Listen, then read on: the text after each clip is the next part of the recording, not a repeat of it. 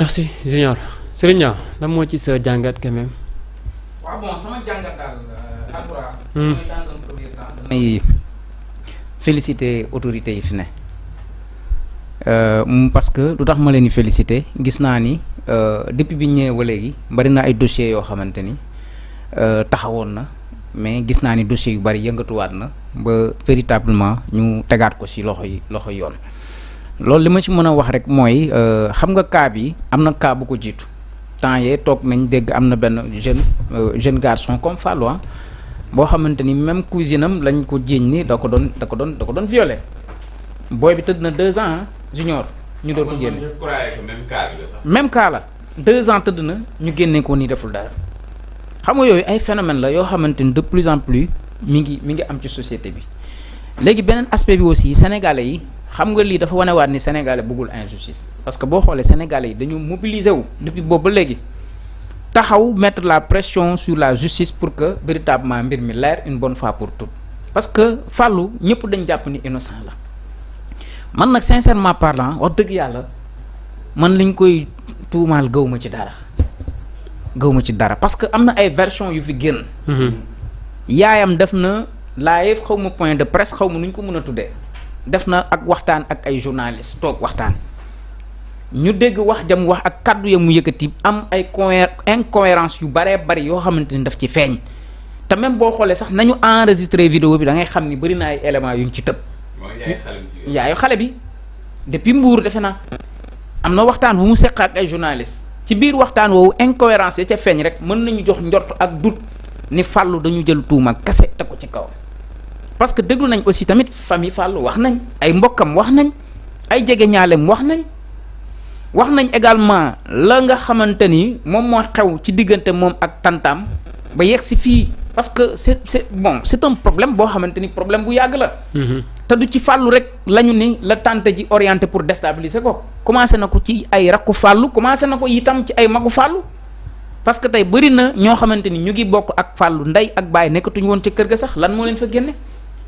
ñoom nee nañ seen tante a leen fa génne jaarale ko ci seen kilifa nga xamante ni man gëm naa ni te njort naa ni kilifa ga na mu waroon a taxawoo itam en tant que kilifa itam des na. ci déjà version ya nga xamante ni am nañ ko ak la ñu dégg itam noonu la taxawee fi nga xamante ni mooy ci tribunal ba. parce que doom kese la quoi jàpp naa ne tey mbir mi nag bu demee ba yegg si fii kilifaam gu góor itam am na ci une part de responsabilité quand même parce que kilifa da ngay mat kilifa.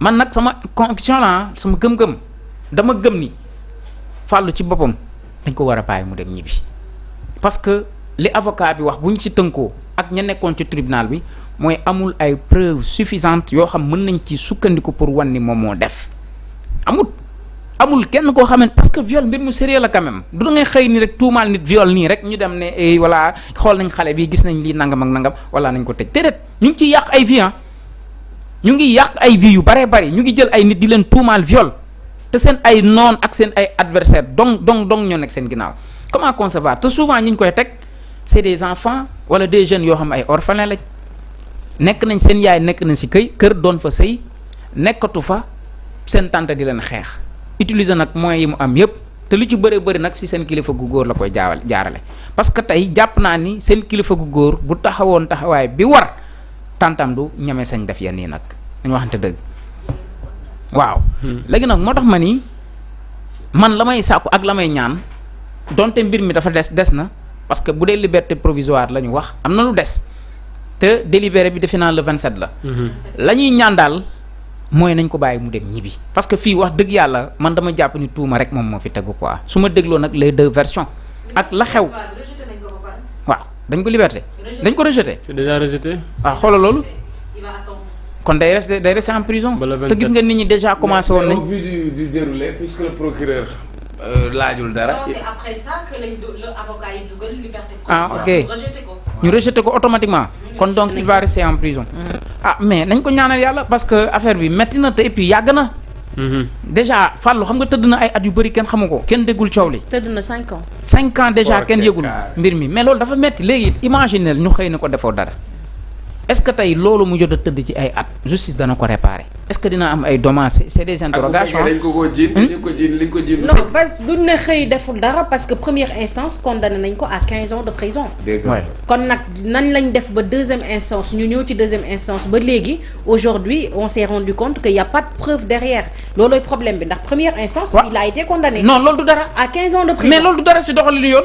naka lañ def nag ba mu tëb première instance ba ñëw. non fa mais alors que y a pas de preuve c'est ça c'est d'où vient le problème au fait. waaw mais dañ koy man looloo nekkoon sama point d'information. waaw man c'est ça léegi bu fekkee ni moom parce que xam nga Sénégal tamit jàll na yàlla baal. tu as vu léeg-léeg nga présenter un bulletin médical boo xamante ni kenn du xam. il a fallu ñu médiatiser dossier bi pour affaire yu bëri mooy pression bi ma la doon wax. xam nga koy aujourd'hui le président a raison. moom mi waxoon ni il appartient au peuple d'exercer une pression sur la justice. tey nul n'était l'intervention du peuple sénégalais xëy na peut-être fàllu. coow mbiram kenn du ko dégg. il a fallu l'intervention du peuple. ñenn ñi ci askan wi ñu jug taxaw def ay ñaxtu def ay kii médiatiser mbir mi ñu door a taxaw ci dossier bi. léegi nag bu ñu weesoo cas boobu dañuy imaginer aussi peut-être am na yeneen cas yeneen i fàllu yoo xam ne actuellement ñu ngi prison te kenn xamu leen te tuuma rek moo leen fa dugal yaa naa pagaay dañuy xëy rek génne la ne la defoo dara yooyu tamit aussi véritablement ci réforme yi ñu jëm war nañ xool loolu téye nit ay atitam xëy na ko génnal defoo dara nañ xool yan réparation la ñuy teg pour loolu ay ndàmpaay yu ñu leen mën a jox. pourtant ndàmpaay am na mais c'est juste que dafa am délai te ñu bëri xamuñu délai bu ni mel. ak yoon wi ñu war a jaar. mais teg nañ ay ndàmpaay yoo xamante ne buñ la tëjee te nu mu tëddati teguñu ko ci lenn yow mun nañ la defal ay ndàmpaay mais derrière comme l'affaire nu mu tëddati ci mbiru en 2021 2024 bi kooku génnee dem na defi ndàmpaay mais ba léegi 1,5 million yi ñu ko wax dañ koy fay sax te tëdd na 5 ans après.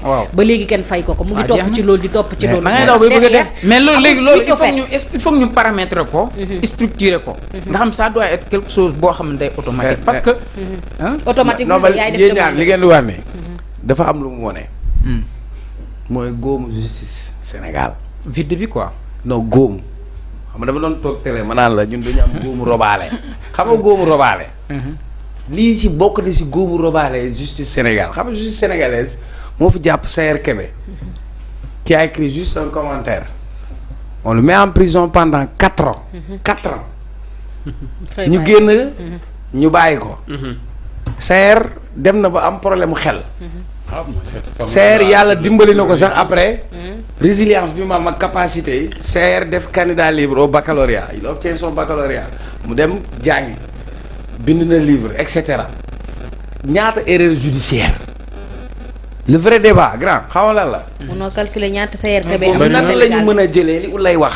ay juge toog juger te preuve matérielle yi tax ñu mën a àtte. amut.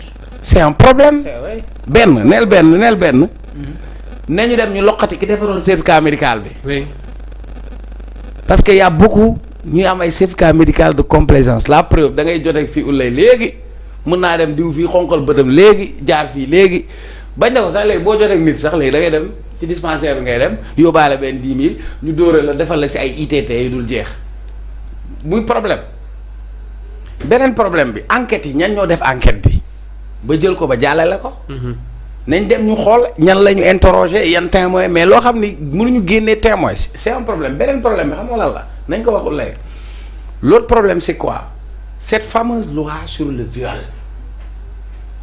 Il y a d'énormes problèmes et des failles sur cette loi. C'est un couteau à double tranchant. Parce que aux yeux de la loi lan la ñu wax tout acte de pénétration par contrainte sans consentement par effet de surprise mais qu'est-ce qu'on dit acte de pénétration pourtant jigéen mën na violer góor mais tey règlement de compte sax nit mën na la bañ a neex sax wala ngeen jote sax mu dem ne da nga ko violer lii la ñu war a xool ci loi bi.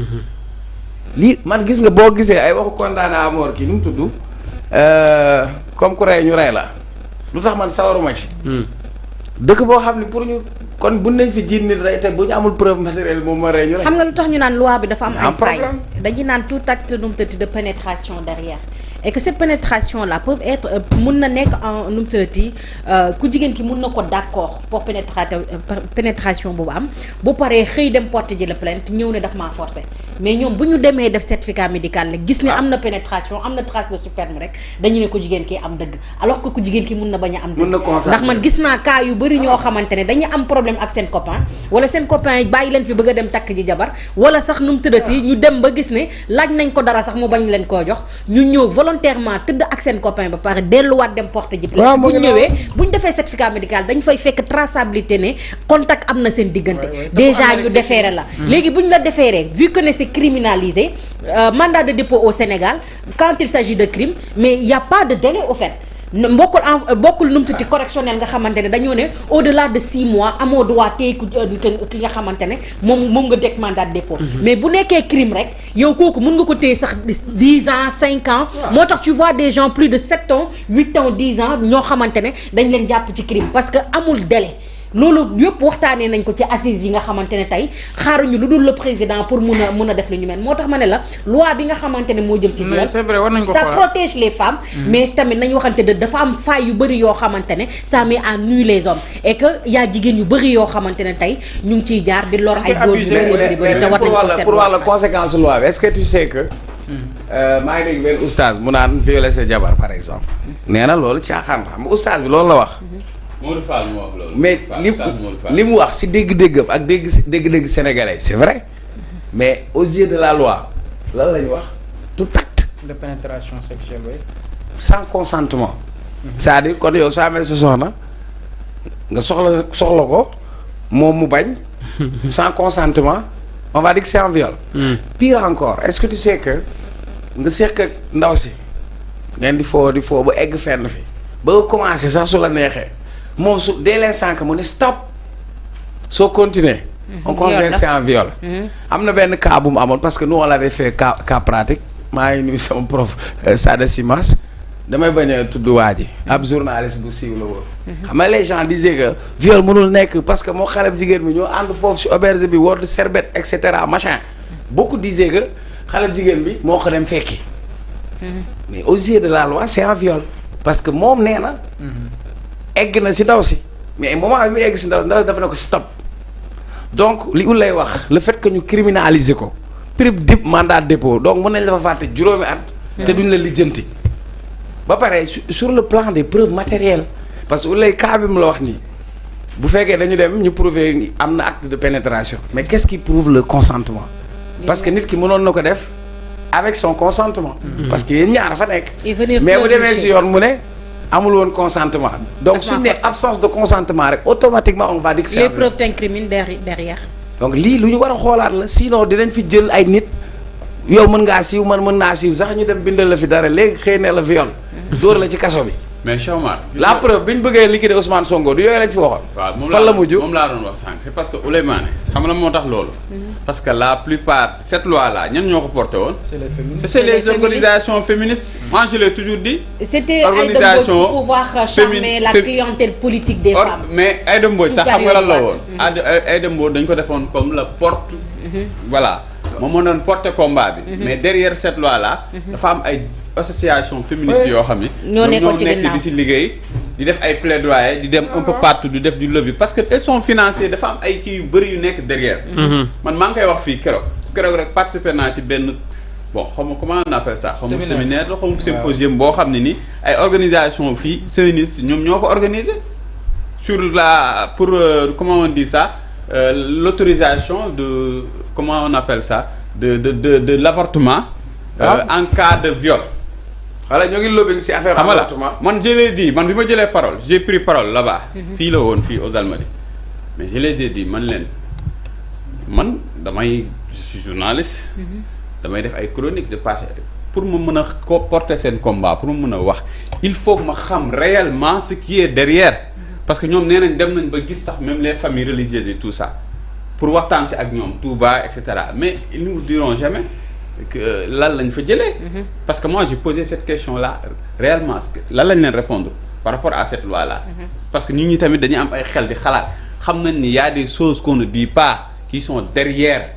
loolu mooy waral jeexital bi mooy li Cheikh Omar di wax c'est-à-dire da ngay gis nit ñu accuser man par exemple en France j'ai été surpris que même problème boobu noonu. France ñoom ñi ngi suivre loolu man toog naa waxtaan ak ay nit ñoo xam ne dañuy la carrément France fii jeunes yu bëri noonu la ñuy yàqee seen carrière. dégg naa da ngay génn nii boo nekkee par exemple jeune sax di génn ak yooyu dañ lay teel a avertir. ni la moytul parce que da ngay ànd ak nit tubaab.